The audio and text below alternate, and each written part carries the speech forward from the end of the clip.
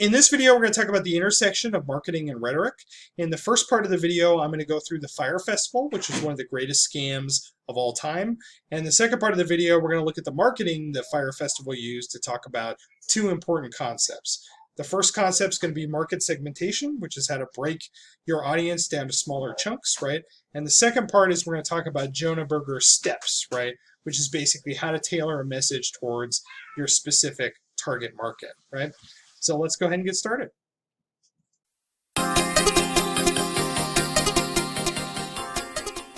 When I talk about marketing, I really like to talk about scams. And here's the reason for that. With a scam, there basically is no product. There's either a product that doesn't work as intended or doesn't exist whatsoever, right? And so basically it's all marketing, right? The product itself is just basically its own marketing campaign, right? And so it's a really good opportunity to sort of take the lid off of marketing and really understand how it works. Now, as far as scams go, one of my favorite to talk about is the Fire Festival. And for those of you who haven't heard about it, first off, I don't know what to say about you because it's been all over social media the last couple of years. But basically, it was a music festival that was supposed to take place in April of 2017. The idea was they would host the festival on a private island. They would create a bunch of specially constructed tents for all the people that came, right? And they would fly people out on a private jet and they could relax in their tents and then come out and enjoy the festival and get specially catered food and get all kinds of fancy alcoholic beverages and just have a really good time, right? So it was designed to be a festival, an exclusive festival for people who had a lot of money. That was the basic idea behind it, right? Now, of course, things didn't work out that way. And we have some pretty good records of what actually happened now. There's two documentaries that came out about it. One was called Fire. It was released on Netflix. And it's a great documentary. I have seen it. It does a particularly good job of showing the impact of the event on the people in the surrounding community. So if you're interested in that sort of thing, I think that documentary does a good job talking about that stuff. Fire Fraud is on Hulu, right? It's also supposed to be quite good, although I haven't seen it, so I can't vouch for it. And it's more focused on like the marketing and social media and that sort of stuff. And so if you're interested in those sorts of things, I think that's probably the better one to watch, right? But apparently they're both excellent. And so, you know, if you got some free time this weekend, you should check them out. They're pretty entertaining. So just to give you an idea of how ridiculous the festival was, here is the Artist Palace, right, package, right? This was $50,000 per person. And what they agreed to do is to build a special tent that would have 4 beds, a living room, an in-suite bathroom. In addition, they would get special expedited flights. They would also get a dinner with a performer and a variety of other things, right? And so this, first off, this is ridiculously expensive, but it's also ridiculously lavish, right? So you can get an idea of what they were asking, what they were providing to their customers. Now, the dirty secret here is it turned out this was impossible. There was no way they could hold an event like this on a private island. In order for them to do it, they would have had to have built like sewage and, you know, bathroom facilities and all kinds of stuff. And there was no way they had the funds to do those sorts of things. In fact, they didn't really even have the funds to build the specialized tents that they promised, right? Apparently, the budget that would have been required to do something like that was completely absurd, right? And so what they ended up doing is basically lying until the festival took place and then throwing together something really quickly in order to please their customers as best that they could, right? And so what the customers actually found were these salvaged refugee emergency tents that were used for a previous hurricane, right? As you can see, these are very far from the luxury tents that they were promising. Also, they weren't waterproof, and apparently it rained the day before, right? And so that's why it looks so dirty and nasty here, right? You can see all this stuff sort of piled up all over the place, right? And so really, it was a disaster of epic proportions. You can see the ridiculousness here from their concierge stand that they built. Basically, it was a bunch of 2x4s that were nailed together with looks like hastily printed sign and some palm fronds placed on the top, right? So not exactly the kind of lavish, high quality stuff that people are expecting. And instead of these, you know, high quality catered meals, what they got were a couple slices of bread with some cheese and a salad with some dressing, probably mass-produced dressing, tossed on it, right? So nothing was basically what was promised in a lot of respects, right? the reports of the people that went were absolutely horrifying, right? And this is just one I borrowed from Reddit that was posted during the time it actually happened. The person said something like, I wanted to leave around 5 p.m. We hadn't slept, so we were so exhausted. I went up to the security guard like, hey, can I just go to a hotel? I would rather just check into a place for the night and come back. They told me we've blocked all transportation and nobody's leaving, right? A little bit later, they say, you'd see people walking around with full cases of water that they stole from the dining area. I didn't personally have anything stolen personally. We were hearing that the security officers were stealing things from people. We don't know who was going to help us, and apparently this was total pandemonium, right? In fact, the documentary let us know that it had gotten so bad that the people that were providing the food and other kind of services for the event actually ended up holding the staff hostage because they weren't being funded. They weren't being given the money they were promised, right? And so it was complete chaos is the bottom line here, right? Now, anybody who knew who organized this probably could have predicted this in advance, right? Because the person who organized it was a guy named Billy McFarland, who apparently is in jail now, right? So yay for jail, right? I think he's going to be in jail for quite a while. I think his sentence was for about 6 years, right? And his previous enterprise was another scam, right, called the Magnesis card, right? And basically this was like, you know how Specialized American Express card gives you all these perks. Basically the idea behind this was a exclusive club membership where you get the perks like a fancy credit card, right? And of course this was a scam too. So people would order things like Hamilton tickets using the perks of the card, and then they would never receive them, right, and never get their money back, right? And so he had a long history of these sorts of things before he'd even set up this disaster of an event, right?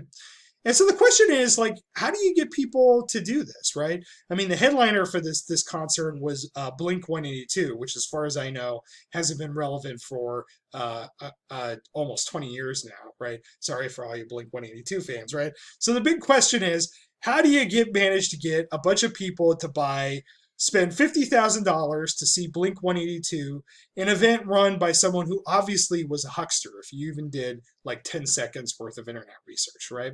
And so that's kind of a curious question, right? And there's basically two things that any marketing professional would need to think about in order to plan the campaign for something like this, right? So the first thing is they got to think about their market, right? They got to think about how to divide their market up and target the kinds of people that are really going to be interested in this, right? And marketing professionals call this market segmentation, right? This is the practice of dividing up your market into smaller and smaller groups to target their specific needs, right? The most obvious kind of market segmentation is by gender, right? And so breaking up men and women and advertising for those particular groups is the easiest, way to break up your market. But there's all kinds of other ways to do it. You could break things based on income, based on racial demographics, and a variety of other things, right? And so one of the things that you're doing with your survey, one of the reasons why you're collecting that data, is you're trying to segment your market. The clearer you can segment your market into smaller groups, the easier it's going to be to figure out who to sell your product to, right? And so what we're going to do is I want you to look through the promotional materials for the Fire Festival, and I want you to think through, what market are they attempting to target?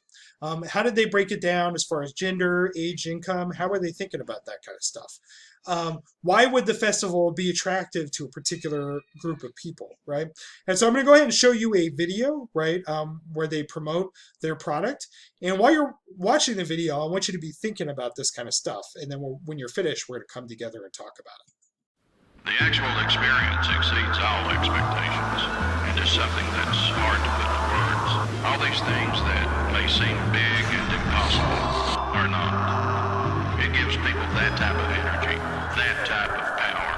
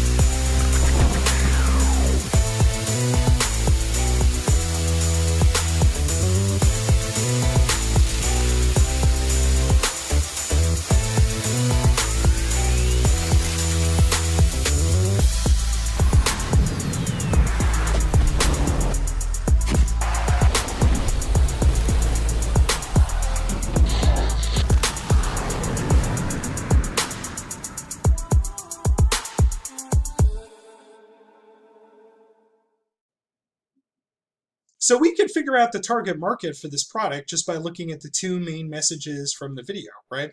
So one of the messages is exclusivity, right? That's a big message that they're trying to articulate here. And they do that largely through signs of wealth that you see throughout, right? So there's the private speedboats, you got them drinking fancy drinks. There's also the models that are littered all throughout the video, who are obviously very physically attractive and part of elite social circles, right? And so the idea here is that you could be part of this if you just buy the ticket for this particular event. That's the argument, one of the arguments they're making here, right? But the other big one that's kind of interesting is there's a lot of hints of adventure that you see throughout the video, right? So they describe it as a quest. It's on Pablo Escobar's former island, right? There's all this sort of hints of adventure, this idea that anything can happen if you come to this particular event, right? And so those are the two things they're really sort of peddling the most, the sense of adventure and the sense of exclusivity, right? And this basically tells us who they were targeting, right? They weren't targeting your average everyday person, right? They were targeting a very specific group of elite customer, right? And so these are young people that work probably for big organizations like law firms, social media companies, advertising firms, startup companies, so on and so forth. So people work at those particular kinds of places, right? That make a lot of money and therefore have a lot of disposable income, but also work very punishing, very difficult jobs where they may find themselves working 80, 90-hour weeks, right?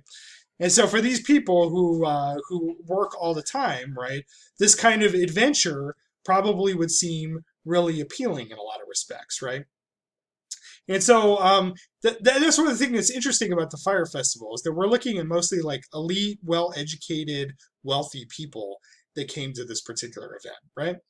And so that brings us to the second aspect of good marketing, right? And that's one of the things I really would like you to pay attention to is the message, right? So what kind of message are you going to articulate in order to appeal to your target market, right?